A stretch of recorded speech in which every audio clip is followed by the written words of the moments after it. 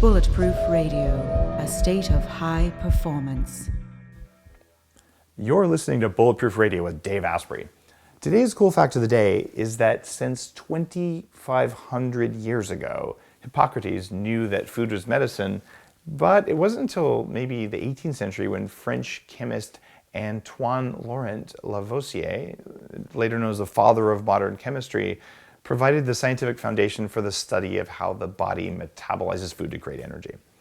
Unfortunately, as you'll find with lots of these people who break the rules in medicine, and really people who disrupt any industry get this pressure, unfortunately what happened to him is that he was branded a traitor for helping foreign scientists hold on to their freedom during the Reign of Terror.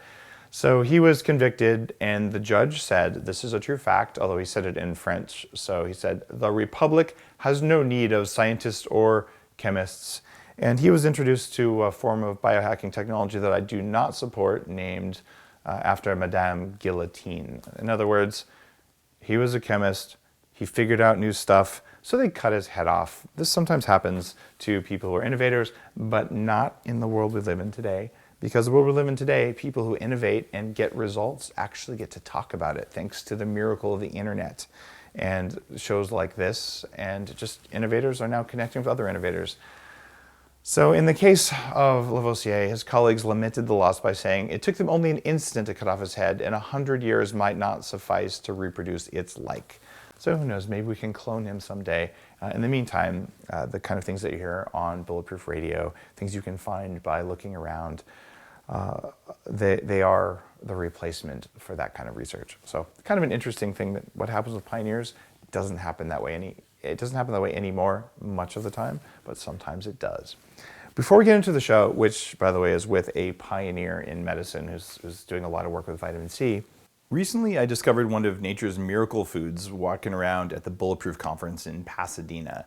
That's where I met Walid, the owner of Desert Farms, a company that sells organic camel milk across the United States.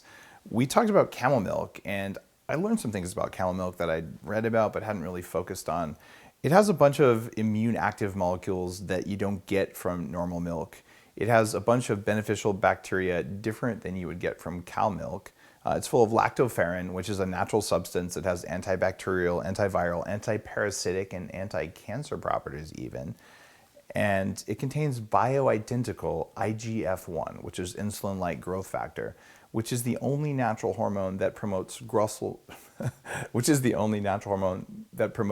growth and uses fat stores instead of glucose. So it's compatible with things like ketose and brain octane. And it doesn't have lactoglobulin, which is something that messes with you if you're lactose intolerant. So camel milk from Desert Farms is organic, paleo approved, it works for keto, it's GMO free, pasture raised. It basically meets all the requirements for the Bulletproof diet without all the inflammation that can come from cow milk protein. So head on over to desertfarms.com and get 20% off anything on the website using promo code Bulletproof20 at checkout. Again, that's desertfarms.com, promo code Bulletproof20. Totally worth your time to give this a shot. Let's talk for a minute about the new Bulletproof collagen protein bites. These are pocket-sized protein snacks that are low carb and very high in brain octane and healthy fat. The problem with bars has always been that you can't get enough fat into the bar in order to make people satisfied. So people have been trying for a long time to make bars like this, and we finally cracked the code after about 3 years of research. If you've tried Bulletproof bars so far, you know they can be a little bit oily. The new ones have the same amount of oil, but they're not oily. They're very cookie-like. So we changed some of our mixing technologies, same ingredients, but now it's a different mouthfeel that is so delicious, like you swear you're eating cookies. You're getting about 11 or 12 grams of protein in a full-size bar and about half that in a collagen bite. A collagen bite has 5 grams of protein, 6 grams of fat, 100 calories. It's got the grass-fed Bulletproof collagen protein. So you eat one of these small little things like a cookie, and all of a sudden you don't care about food for a couple hours. And that's because of the brain octane that's in them. The vanilla shortbread flavor is amazing. And if you like chocolate, the new fudge brownie is unbelievable. Much better, I think, than the old chocolate bars we had. And on top of that, there is something new for you. I've got them right here. It's called lemon cookie. We make full-size bars and the bites. So if you love the ability to eat something and not care about food for at least 2 and oftentimes 4 hours, try the new bites. Get the lemon cookie, vanilla shortbread, and fudge brownie. I've never been more excited about something except Bulletproof coffee itself, because this has changed my travel. It's changed what I put in my kids' lunch. They get a little one of these things. If that was all they had for lunch, they wouldn't care about food till they got home from school. So these are just like complete things you can use to just bonk hunger on the head, and I do that regularly. Today's guest is none other than Ron Hunninghake. He's the Chief Medical Officer at the Riordan Clinic. In 2011, he was named the Orthomolecular Doctor of the Year by the International Society for Orthomolecular Medicine. And in 2013, he was inducted into their Hall of Fame. He's spent his entire career doing self-care and encouraging patients to be in charge of themselves instead of their doctors. He's one of the world leaders in IV vitamin C therapy for cancer. He's personally supervised 60,000 vitamin C IV administrations. If you've been a long-time listener, you know I've used IV vitamin C extensively when I had fibromyalgia, chronic fatigue, Lyme disease, probably all precipitated by an environmental toxic mold exposure, and high mercury levels, and arthritis since I was 14, all the other crap that I've been through that I'm not dealing with right now. Vitamin C was a big part of this. If you don't know the word orthomolecular, this is a word that basically ties together nutrition and vitamins and health from a medical perspective. This is one of the words that came about before anti-aging or functional medicine. It's the root of some of those ways of thinking. The anti-aging research group that I've run for almost 15 years in Silicon Valley has been talking with orthomolecular practitioners for a long time. So this is sort of like, many different medical paths emerge from this line of thinking. So Dr. Ron, welcome to the show. It's really an honor to have you on. Thank you, Dave. Thank you so much. Did you like my description of orthomolecular medicine there? You might have a better definition. I'm so pleased because most people forget that was the mothership for much of what we call nutritional medicine these days. And Dr. Abram Hoffer was a good friend of Dr. Riordan, my boss, and Hoffer was the father of orthomolecular psychiatry.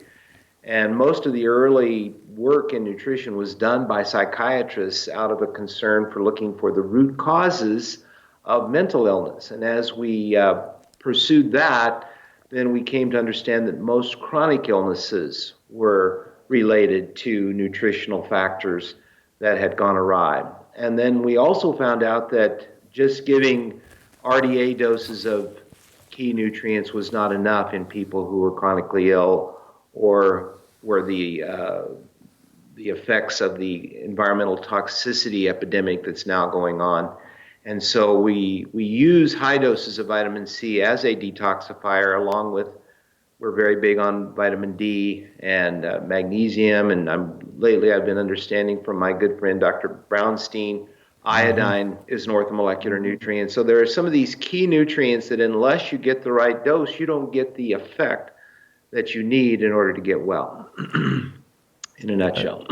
A long time ago, when I was living in a house that had water damage in the bedroom, unbeknownst to me, and had Stachybotrys growing in it most likely, I was having all kinds of problems. And I went to my Western doctor, the Palo Alto Medical Foundation, and I said, I feel like I've been poisoned. I don't know what's wrong, but my brain is not working. I put on 30 pounds in the last 2 months, and I didn't correlate my environment with that. And I had all kinds of pain and brain fog.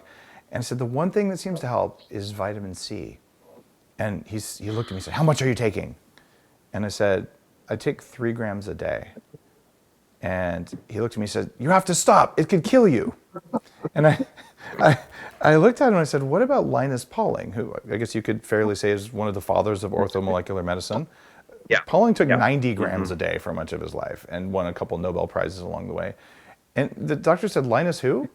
And I looked at him and I said, you're fired. And I walked out of his office. I didn't know nearly as much as I know about biohacking. I just knew I found something that worked. And it was clearly safe by any definition of safe. But here's a physician with a white lab coat and MD and et cetera, at a well-respected place, feeding me, frankly, BS. Why the divide between Western medicine and something as simple as vitamin C? Like what happened? Why is there still this divisiveness? Well, medical doctors travel in herds, and there's like a pack safety illusion that exists in medicine that if we just all follow the crowd, everyone's going to be okay, and it'll be the way we do things. And so it's a kind of let's stick together. But the word vitamin itself is part of the problem, because vitamin implies a small amount of something in order to achieve a recommended daily allowance in order to prevent scurvy or some disease, which we now know that scurvy does not exist in isolation, that you really can't get scurvy unless you've got multiple nutrients deficient. And vitamin C just happens to be one of the key ones. But there's been in medicine a kind of kick the dog attitude regarding anyone practicing nutritional medicine. As a matter of fact, anyone who prescribes vitamins was to be considered a quack. And it's only because they've never read the research. If they would take time to look at the extensive amount of research that exists around vitamin C and look at some of the new understandings that we have, that there are actually quantum benefits at higher levels. The nutrient works in a different way at high levels. Like, for example, giving it intravenously, you get completely different effects than you do giving it in small doses in food. Now, we still need it in small doses in food, but it's when we give high doses, either liposomally or intravenously, that we can see pro-oxidant effects of IV vitamin C. Then, of course, that scares them too, because they're saying, oh, now it's a pro-oxidant, so that's even worse. But actually, it's the proper use of these nutrients, the correct dose for the right condition in the right person. This is where the word orthomolecular really comes from, is it's a correct utilization of the substance in a way to result in better human functioning. Very, very well put. Now, you don't just take vitamin C orally and don't recommend that to your patients, although you recommend that they take it, but that's not the only way you use it. You're putting it in their veins intravenously. How much do you use, and why does it work intravenously? Okay, well, we have the Riordan protocol for cancer, where we do start people out at a relatively small dose of 15,000, which for most practitioners that seems scary, and they wonder if it's going to create kidney stones. And no, it doesn't. If it did, we would be the kidney stone capital of the world in Wichita, Kansas. But what we find is that, think of it this way: the normal, let's say the reference range of vitamin C in the bloodstream is 1 milligram per deciliter. After a 15 gram IVC infusion, and we typically do measure people after we give them an infusion, it's about 100 milligrams per deciliter. So it's 100 times what you would normally have in your blood. Now, you can take as much oral vitamin C as you can, and you might get it up from 1 to maybe 3, maybe 4, maybe 5 if you've already been taking vitamin C for a long time. But to get beyond that is almost impossible. Now, there are cases where people have they've built themselves up to 50, 60,000 milligrams of oral vitamin C a day over months and years, and they can achieve a higher blood level in the 20s, maybe the 30s. But what we're shooting for with cancer patients is 400 milligrams per deciliter. That was what Dr. Riordan found when he took over the research that Linus Pauling had started with Ewan Cameron back in the 60s, using only 10,000 milligrams of vitamin C in cancer patients and helping cancer patients live 4 times as long with much greater quality of life, less pain, better energy, better appetite, overall better functioning. And so when Linus Pauling died, Dr. Riordan decided to actually do additional research. And that's where we began studying cell culture and looking at what kinds of doses were necessary to generate apoptosis in cancer cells. And it was at about 350 to 400 milligrams per deciliter that we saw almost universally all cancer cell types disintegrate, go into apoptosis, and knock themselves out. It's remarkable how the body's demand for vitamin C changes depending on what's going on inside the body. For a long time, when I hadn't tackled my systemic inflammation with nutrition and just living in an environment without things that are kryptonite for me, before I did that, I would regularly take 10 grams a day of vitamin C, and I felt really good on that. That's a pretty high dose. That's like 10 horse pills of vitamin C in divided doses. You take 10, okay. And I got a sinus infection, and I had just made a commitment to myself that I was not going to use antibiotics. I took antibiotics every month for more than 15 years for chronic strep and chronic sinusitis. That wrecks your mitochondria, it poisons them, it wrecks your gut bacteria. Like, it's just bad news. But hey, you know, I was really sick, and also that's what the doctors told me would work, and I didn't know any better. Right.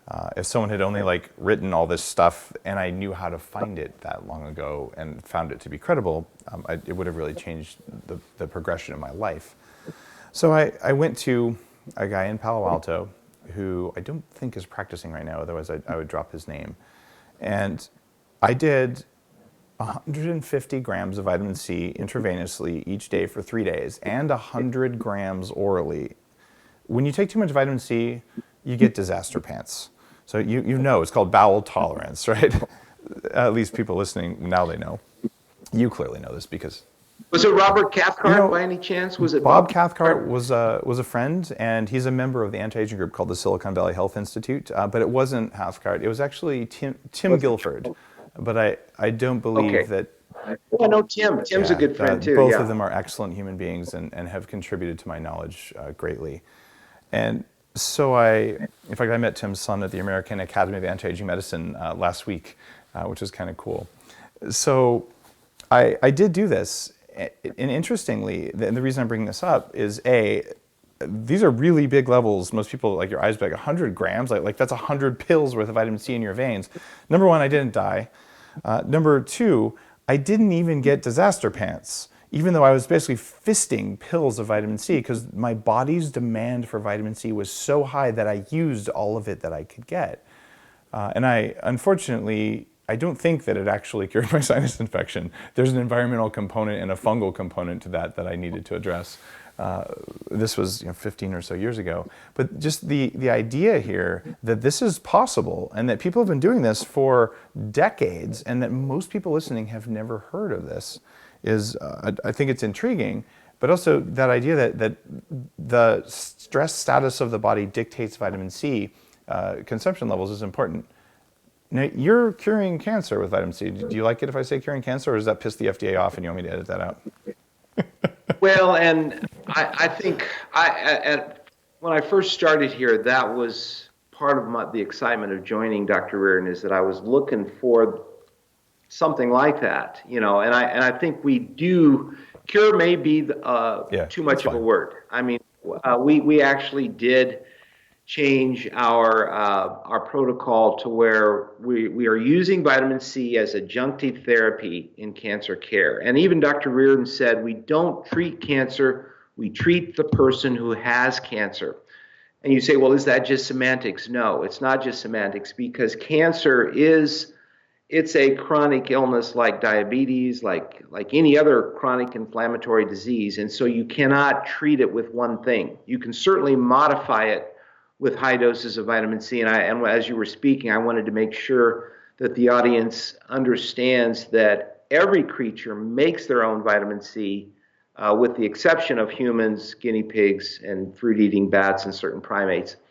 And that when that creature is sick, injured, toxic, challenged, afraid, whatever, any kind of threat, their own adrenals, their own system starts kicking out a lot more vitamin C. We humans have lost that somewhere in evolution. The gene mutated, and we can no longer do that. And my favorite thing to say is that we finally got so bad off with what we've done to the world that our brain finally helped us learn how to make vitamin C again.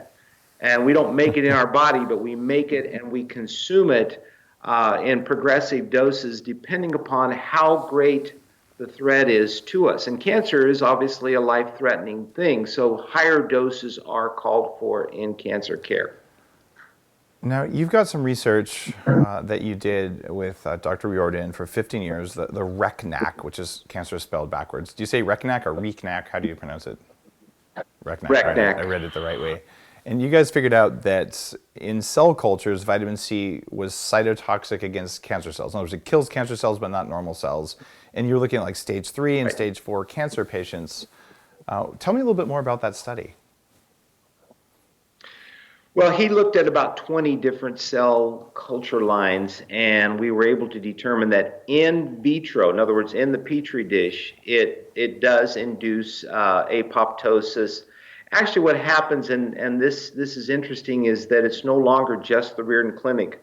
At the KU Medical Center, one of Dr. Riordan's students, Jeannie Driscoll, hosted a conference of the University of Iowa, the Jefferson College in Philadelphia, and Sloan Kettering, and they now are actively involved in vitamin C research because it's the first thing that they have shown that when used in conjunction with chemotherapeutic agents actually improves longevity and reduces side effects and enhances the benefit of the treatment itself. And so they're pretty enthused that, and they have verified all of the research that when you give vitamin C in high doses and you create redox cycling, you are taking an antioxidant, you're reducing iron, you're interacting that iron with the oxygen in your tissues.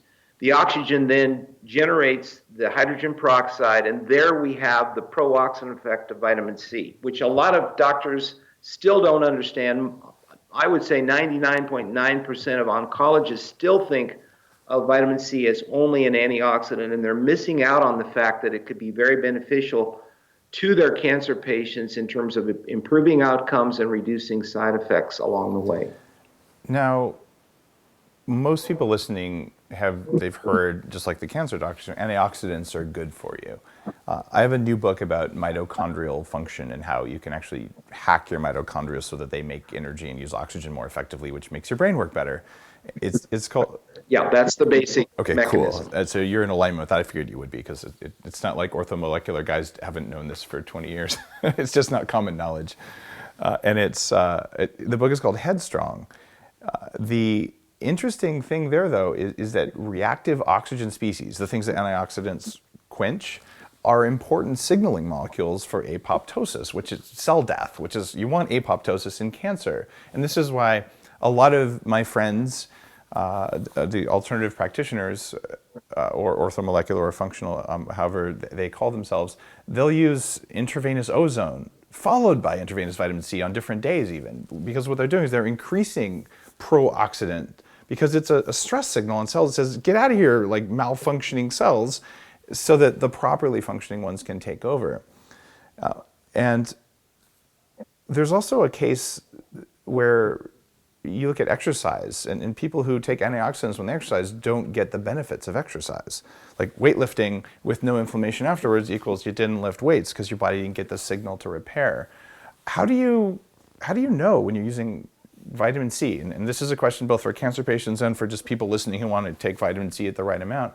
How do you know if you're taking enough vitamin C to be pro-oxidant and healthy, or enough to just screw up your exercise regimen? Like it seems like there's very different goals there.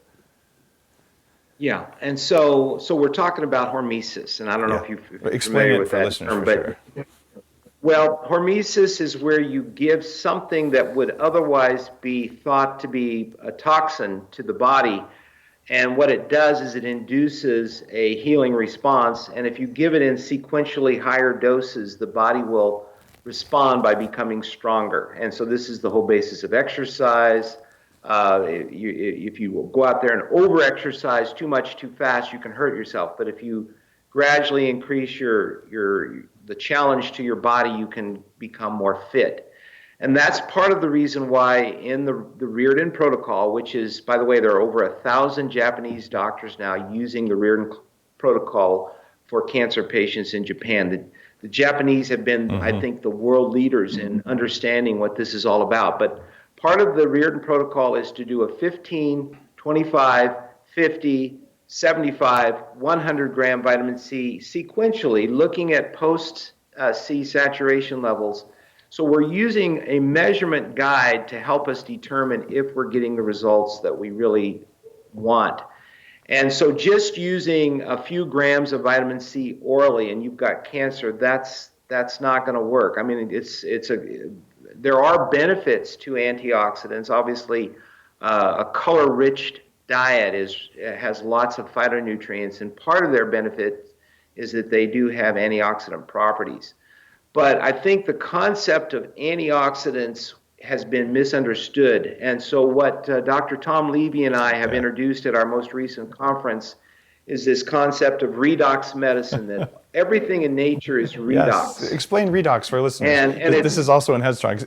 Define that. It's so important. You guys all have to hear this. Yeah. Well, life is redox. Okay. So there's oxidation, there's reduction. So oxidation is when you lose, when molecules lose electrons and it causes dysfunction of some sort. Reduction is when, from some source such as vitamin C or good quality food, you are able to get electrons back in order to stabilize the molecule and to stabilize the structures that it's working within. But it's not like one or the other is good and the other one is bad. I mean, that's an improper concept. It's a cycling effect. And without that cycling effect, you don't get the health that you want. And so it was a big revelation to me when I understood that oxidation is a necessary signal.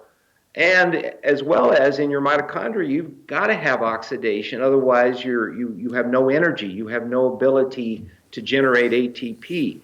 And so oxidation is just as important as reduction. And so just talking about antioxidants as if that's a good thing, that's half the equation. You've got to have this balance of flow, and the flow has got to be occurring at the right membrane, at the right place in the body, at the right time, in the right amounts. And so this is redox medicine. You can imagine that you're a battery.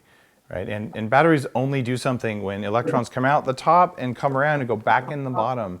Literally, everything alive, plants and animals, has electrons coming in, sunlight, food, air, or you can add electrons with vitamin C, with ozone, or even with electrodes. Like I actually do that when I fly. Sometimes I stick electrodes on that, put electrons into my system, and then they leave you, right? They can go through earthing, through excreting CO2. Everything living is basically a constant flow of electrons. And like you said, redox, that is the ultimate thing for all kinds of life. So let's take that, now that people have got the concept of redox. What exactly does vitamin C doing that's different than, say, a ham sandwich? Like electrons come in that way. Well, and this is where I have to be thankful to Frank Schallenberger. I don't know if you've ever met Frank. He's quoted in my book, and he spoke at the anti-aging group. In fact, his work on mitochondrial insufficiency is a core thesis. So yes, Schallenberger, all of you should know his name, by the way. So go ahead. Right. And so as I was beginning to understand, exactly how vitamin C works, it became clear to me that we were generating a free radical, hydrogen peroxide. And I thought, oh my gosh, how does the free radical itself help cancer patients? And then I got interested in cancer as a mitochondrial disease, how most of the chronic illnesses that we have nowadays are mitochondrial diseases. And so once I understood that this, when Frank told me NAD to NADH, you need oxidants in order to get that reaction to occur, that then will increase your production of ATP, and then ATP can help you generate intracellular antioxidants, which you need to kind of, shall we say, shepherd the fire. The mitochondria is a fire within your cells, and you have to have something that shepherds that fire. Well, that's the antioxidants that your body generally increases. But if you have disruption of the mitochondria and you're unable to generate ATP and you're unable to generate intracellular antioxidants, then the whole cellular structure starts to regress. And one of the theories of cancer is that we've taken the eukaryotic cell and we've regressed it back to a prokaryotic cell. Explain those terms. Those are super important terms. I think some listeners might not remember their biochemistry. Yeah. So anyway, a eukaryotic cell can make from one molecule of glucose 38 ATPs. But a yeast cell, which is a prokaryotic cell, it can take glucose and only make 2 ATPs through fermentation. And so what we've done is we've taken anaerobic metabolism and we've taken it back in terms of the cell. As a matter of fact, some people refer to cancer cells as the selfish cell. They're trying to survive in an environment of inflammation and injury and toxicity. And so they regress back to this fermentative state. And there's a great book that I would like all your listeners to look at, and that is Tripping Over the Truth by Christofferson. Have This you is read not a that book I book, know. Dave? By who? Chris who? Oh, my, Christofferson. It's a fantastic book because what he says is that this is the universal characteristic of all cancers, is that they are basically anaerobic. They're anaerobic. And Warburg discovered this. Dr. Warburg discovered this, and this is the Achilles heel where we need to be attacking cancer. The genetic theory, the genetic mutation theory is failing, and we know that now that we have been able to sequence the genomes of so many cancer cells. You can have 10 lung cancer patients, and they have 10 completely different genomes that these cells are working with. So this idea of finding the mutation that we can attack with a chemotherapeutic agent is losing ground very rapidly. So we're having to find a different place to attack at, and it turns out that all cancer cells are anaerobic, and if you deprive them of glucose, they cannot live properly, and you can then start to overcome the cancer. So Dominic D'Agostino came on Bulletproof Radio about 3 years ago, and again more recently, who's doing work with hyperbaric oxygen and ketones and very low-carb diets. Are you a proponent of adding ketones? Like I make the top-selling exogenous ketone product. It's called Brain Octane, and when you take that, you can raise your ketones. You can do it with a ketone-inducing diet. But do you combine that with vitamin C? Yes. Again, it's vitamin C is really interesting. It's made from glucose. If you look at the glucose molecule and the dehydroascorbate molecule, they're almost identical. And so using vitamin C, you're tricking the cancer cell to take up the oxidized form of vitamin C. And then intracellularly, it will go ahead, and in a sense, that's partially how it goes ahead and induces apoptosis in the cancer cell. Now, small doses of vitamin C orally are probably not enough to do the job, even though I don't know yet, because liposomal vitamin C may be an exception, and that we're looking at that because that's taken up into cells without any energy requirement. And so we're looking that maybe we can create a big enough dose of liposomal vitamin C that it will mimic the intravenous vitamin C. Okay. There are some other doctors that have looked at depriving cancer patients of all vitamin C for periods of time and then hitting them really hard with high doses of vitamin C as a possible way of inducing apoptosis in cancer cells. So there's a lot of research in this area, and it's not like it's all worked out now. It's more like we are in the early stages of flight, and we need research is what we really need, and unfortunately it's hard to come by the funding for this this particular area. Yeah, vitamin C is hard to patent, that's for sure. You can't patent it. So, but you know what we could do? There are ways like the liposomal vitamin C it's a proprietary way of delivering vitamin C. Yeah. Matter of fact, the Riordan Clinic does have the patent on IV vitamin C. We have never enforced it. Okay, let's pause for a second there. For people listening, you need to understand that if someone patents something as profound as IV vitamin C that's done all over the place, they could restrict the use of that to basically they can take it off the market, for lack of a better word. In fact, I imagine you've probably had pharmaceutical companies try and buy you so they could get the patent to keep it off the market. Has that ever happened? I think the pharmaceutical companies are just now starting to get interested. Okay. There's even a new term that's come out called pharmascorb. It's still vitamin C, but it's the idea that high doses of vitamin C are having a pharmaceutical effect. which is really what orthomolecular is. But the way doctors think, this is the only way they can think that it has any Well, value. you performed a huge act of public service for which you deserve recognition by A, patenting it so no big pharma company could patent it, and secondly, allowing people to do it anyway, which is kind of the opposite of what a patent troll would do. So I'm grateful that you basically allow that. Well, Dr. Riordan, if you would have met Dr. Riordan, you would understand that. He was a great humanitarian. That is profound. I did not realize that there even was a patent on that. So just Riordan Clinic has it. It's going to run. So we're talking about ways to extend it, and so just so that we stay in control of the application of IV vitamin C for all kinds of to prevent it also from being cancer. taken for something else and then restricted. Because if a pharmaceutical company says you can do it for one thing, they'll start whittling away at our right to do this. Now, vitamin C, 99% of it on the market comes from corn fermentation when it's manufactured. Corn is universally contaminated with two things. One is mycotoxin, because there's been a change in fungal soil organisms so that they now become part of the rootstock of corn. This is the Fusarium species that makes fusaricin, and the same coffee toxin that inhibits mitochondrial function called OTA, and a few other toxins. And it's universally contaminated, unless it's organic, with glyphosate or Roundup. Stephanie Seneff came on the show and talked about how concerned she was about glyphosate contamination of corn-derived supplements, as well as a bunch of other things. When you're pumping this much stuff into someone's veins, are you concerned about the corn source of vitamin C? Do you think it matters?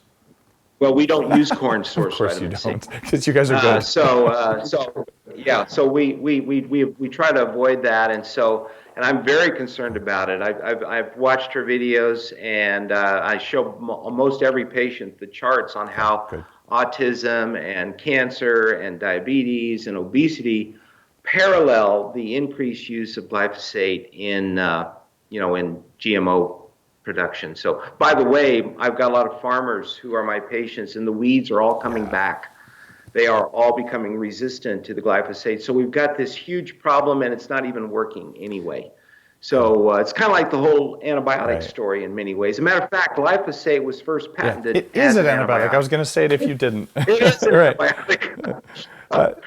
And so it's disrupting the gut flora. I saw you had David Perlmutter on, and that's a big story. That whole thing about the gut biome is big, and here we are killing the gut biome, and we wonder why people are having autoimmune disease and cancer and everything else, depression. Does vitamin C help or harm the gut biome when you take it orally?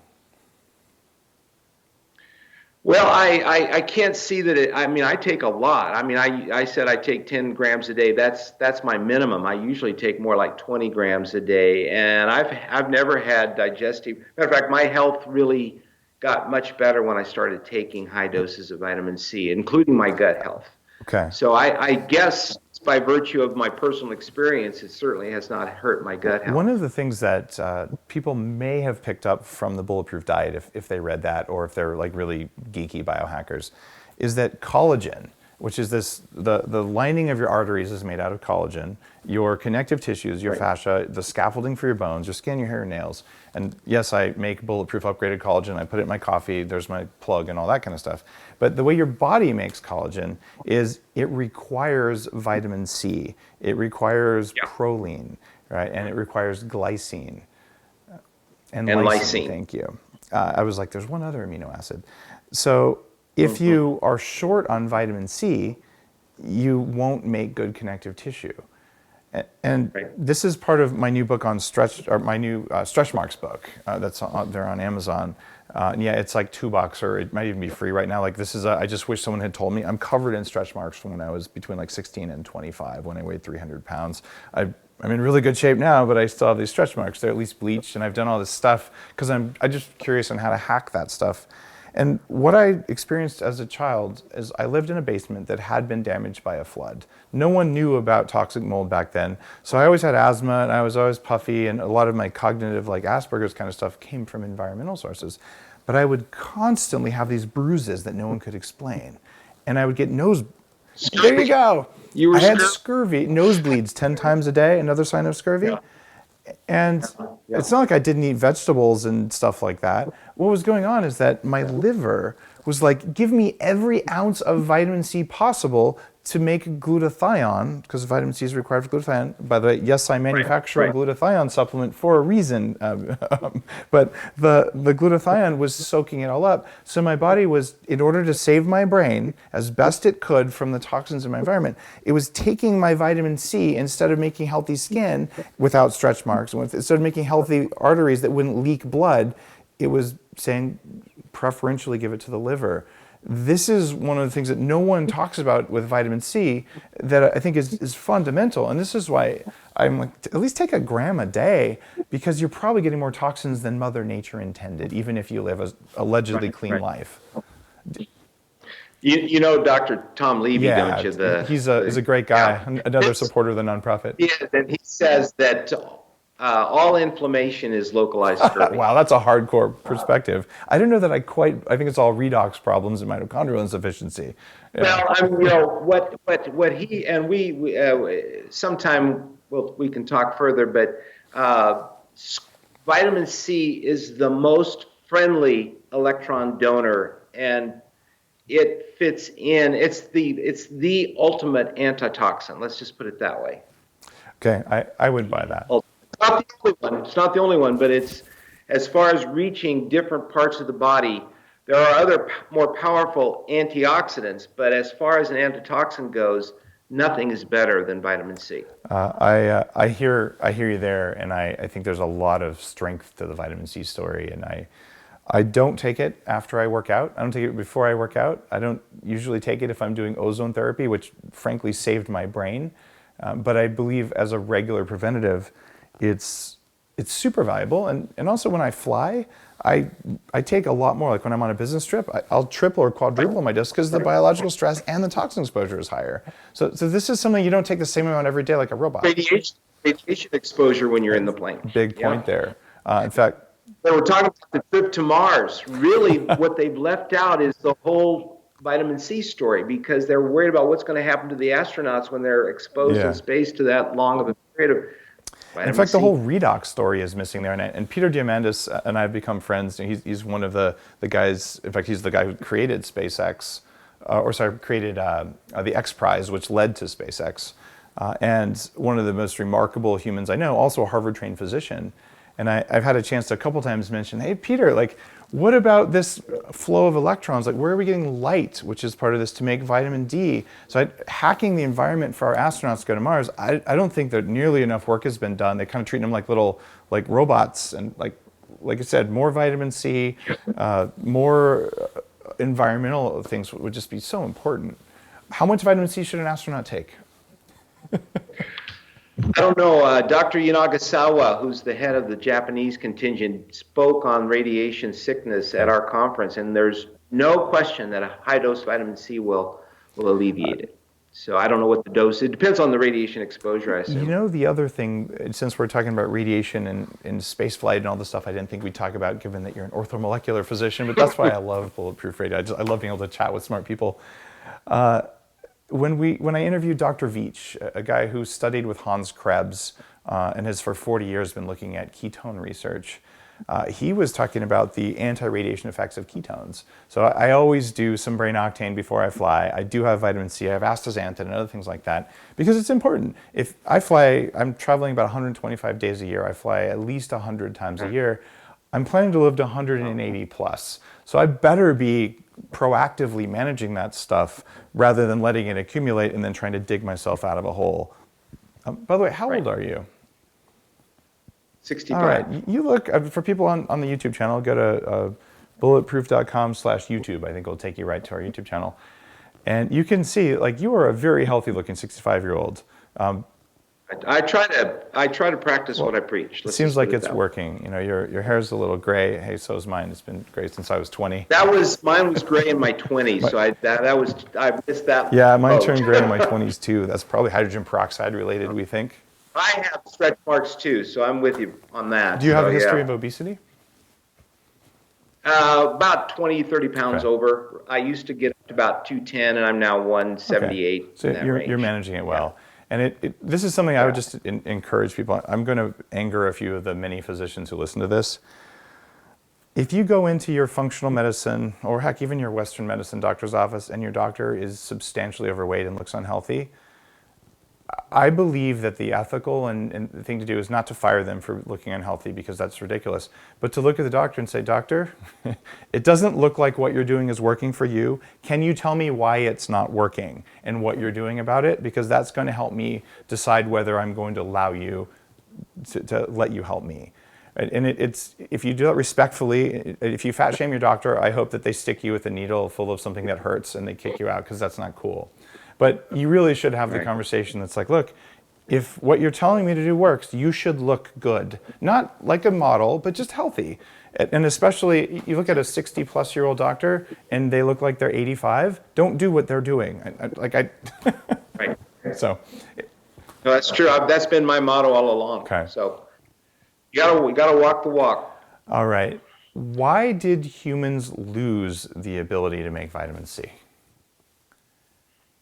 Well, supposedly the environment at that time was lush with a lot of vitamin C containing foods. And the spider monkey, living in its natural environment, will consume the equivalent of 7,000 milligrams a day of vitamin C containing food. And so the theory is, if you go back, let's see, there's a book called The Healing Factor, which you can get online free. And he covers that. And he thinks what happens is it was just trying to reduce the biochemical burden on the kidney, because it was made in the kidney. And so now Linus Pauling says because of that, our brains became a lot more adaptive. We had to grow our brains because we could not adapt to the environment just by making more vitamin C. And we have now outgrown our brain's ability to adapt, and so we need to make the vitamin C externally and take it in higher amounts in order to survive the world that we have created. That makes good sense to me.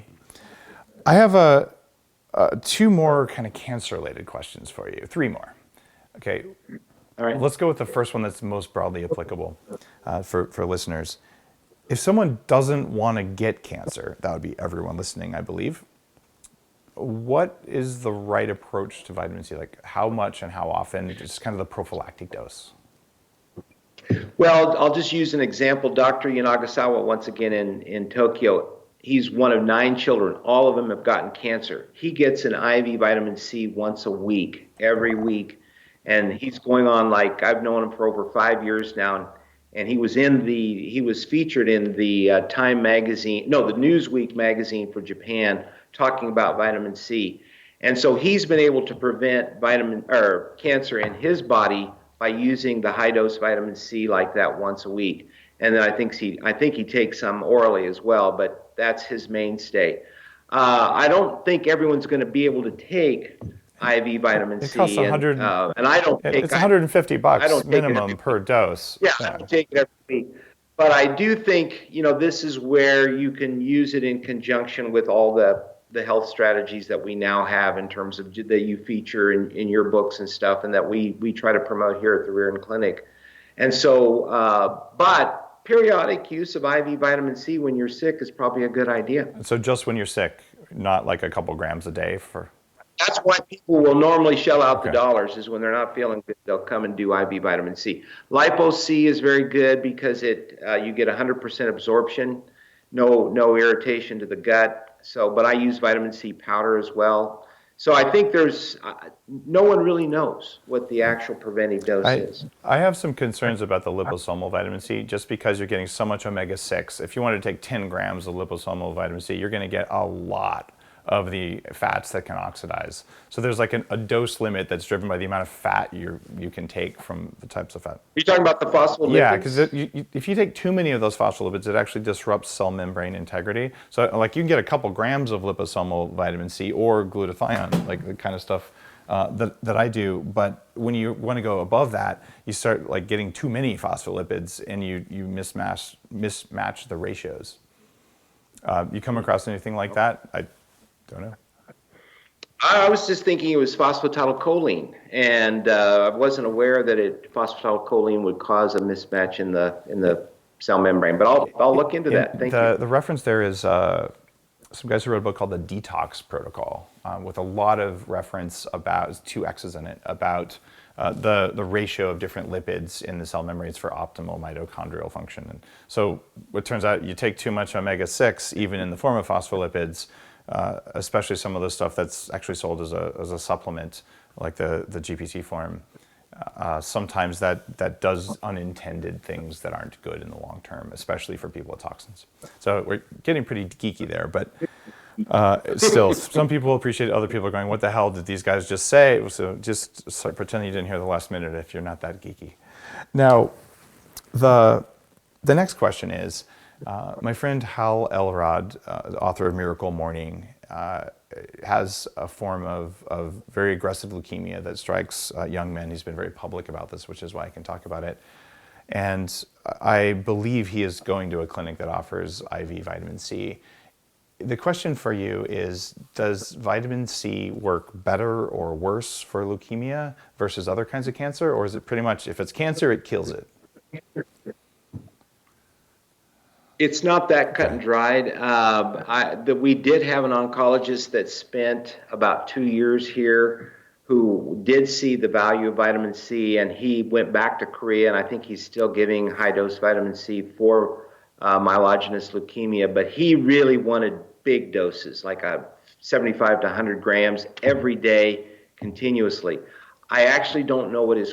We haven't seen a lot of leukemia patients here, so I can't really answer from an experiential point of view. I know that he was big into it and thought it was beneficial. He's the one that thought maybe there should also be periods of time where you eliminate vitamin C, in order to get some kind of a redox effect in that regard. And so, but I think that's another area that probably needs a lot more research. We've mostly treated solid tumor cancers. Okay, mostly solid tumor. The next question from an orthomolecular perspective about cancer is Doug Kaufman and another guy called A.V. Constantini, who wrote a book called Fungal Bionics. I bought this years ago. Read it. You've read it, okay? You're one of the few people. Yeah. I bought it from his daughter. They had to mail it from Germany when it first came out because it was just unavailable in the U.S. What's it called, the germ that causes cancer? Constantini wrote a series called Fungal Bionics about like how mold toxins, mycotoxins trigger cancer, heart disease and diabetes and breast cancer and prostate cancer, a bunch of other things with tens of thousands of references, like unimaginable amount of work saying here's the smoking gun.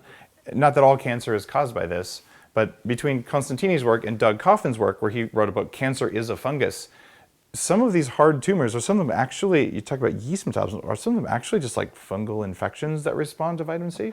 Yeah, you know what? When you look at lung cancer chest X-rays, they look like fungal balls. They're metastases, and I've had several patients who were diagnosed as lung cancer, and we've put them on IV vitamin C, and their cancer has gotten better, and maybe it wasn't even cancer in the first place. It may have just been fungal infections. If I had cancer right now, I would do all the diagnostic work and all that, but one of the things I would strongly consider would be a course of aggressive antifungals, just in case, because there's a link there. I would also be doing IV vitamin C the whole time, unless I was doing IV ozone, which would be the other primary thing. Well, I don't know if you're aware of it, but Dr. Levy and I have developed a sequence called ascorbazone, where we do ultraviolet blood irradiation with ozone in the morning, and then in the afternoon we do IV vitamin C, and then after that we do IV glutathione. So we're using it mostly with Lyme disease patients, but I think it could be applicable to any chronic illness. So it's early stage using this sequence of redox bombardments to try to help reset the body. I am truly blown away. That sequence sounds like the right thing to do. For people listening, when you can increase the amount of stress on a cell for a little while with these oxidative molecules, remember, oxidation and reducing, they're opposite sides of the battery. You need them both or it doesn't work. It's like intermittent fasting or high intensity training, but it's on a cellular level. So the ones who can't hang, they die. And the ones who can't hang, those are the cancer cells. Those are the pre-cancer cells. And then when you bring all these amazing antioxidants in, like the glutathione, like the vitamin C, well, what happens then is the ones who got weak become stronger. So this is classical hormesis. What doesn't kill me makes me stronger.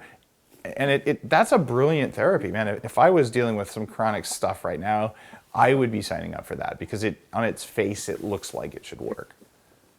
And the other thing that we do with the IV vitamin C, we try to get them up to 75 grams. We do the first half fast, which is more of a pro-oxidant effect. Second half slow, which is more of the antioxidant. So we're kind of getting that up and down redoxing in order to get the body to heal. So that leads to a question. People are now listening to this going, I don't have cancer, but should I get an IV vitamin C once a month prophylactically because it's probably good for me? What do you think?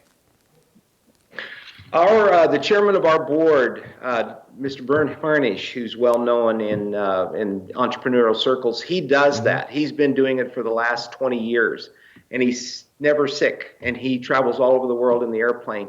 And so he has places set up wherever he goes to do IV vitamin C. And that's our goal, is to create a worldwide network of IV vitamin C providers who have been trained to give it appropriately and who can give it so you don't have to go in and become the whole new process of becoming a patient. So we're really trying to mimic what the Japanese have done. They've got a network all throughout Japan. So if you belong one place, you belong every place.